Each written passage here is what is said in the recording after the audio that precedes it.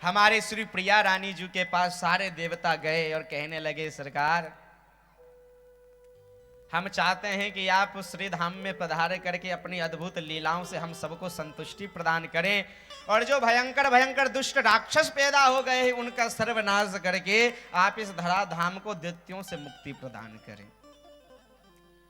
सुन के ठाकुर जी और प्रिया जी तो राजी हो गए कि ठीक है, अगर आप सबकी ये इच्छा है तो हम जाने को तैयार हैं। गर्ग संहिता की कथा है।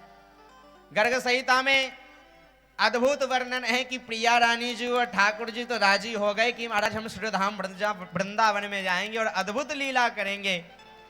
जब ये दोनों राजी हो गए तो हमारे जो राधिका रानी के लाडले सुख हैं वो नाराज हो गए। इन्होंने कहा कि महाराज आप लोग तो जा रहे हो लेकिन मुझे भूल गए। राधा रानी कहने लगी कि हम तो वहां जाकर के लीला करेंगे, तुम क्या करोगे? ये सुन करके हमारे वो नन्हे से तोते कहने लगे, आप लीला करना तो हम आपकी लीलाओं का गुणगान गाएंगे। राधिका रानी ने सुनी, प्रसन्न हो गई कि वाह वाह वाह क्या बात है, हम लीला करेंगे तो हमारी लीला का गान करना तो ठीक है, हम तो अपनी अपनी व्यवस्था करके जा रहे हैं, तुम भी अपनी व्यवस्था करके आ जाओ। तो तब प्रसन्न हो गया कि ठीक है भैया हम अपनी व्यवस्था किए लेते हैं।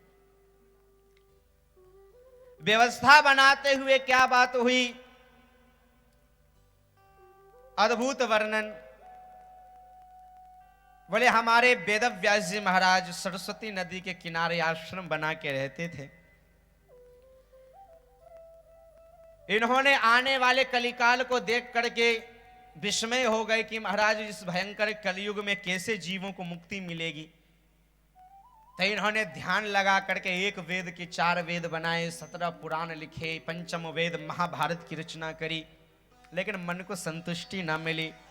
तब नारद जी महाराज का आगमन हुआ और नारद जी महाराज ने आकर के वेद व्यास जी को चतुर्श्लोकी भागवत दिया और कहा कि आप इन 4 श्लोकों का विस्तार कीजिए तथा भगवान की व भगवान के भक्तों की कथा को लिखिए, तभी जाकर के आपके मन को शांति मिलेगी।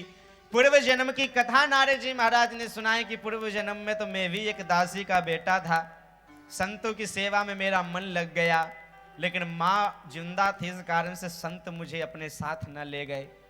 लेकिन माँ को एक दिन सांप ने डंस मारा और मेरी माँ मर गई, तो मैं संतों की सेवा में गया और भगवान का भजन करके आज देव ऋषि नारद बन गया हूं।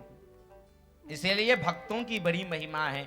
आप भक्तों का चरित्र लिखिए, तब जाकर के हमारे वेद व्यास जी महाराज ने गणेश भगवान का आह्वान किया है और हमारे वेद व्यास जी महाराज भागवत जी के श्लोक का गान करने लगे और गणेश भगवान भागवत जी के श्लोक को लिखने गए और धीरे धीरे लिखते लिखते 18,000 श्लोक में आज भागवत रूपी इस महापुराण का निर्माण कर दिया है। बोलिए भागवत महापुराण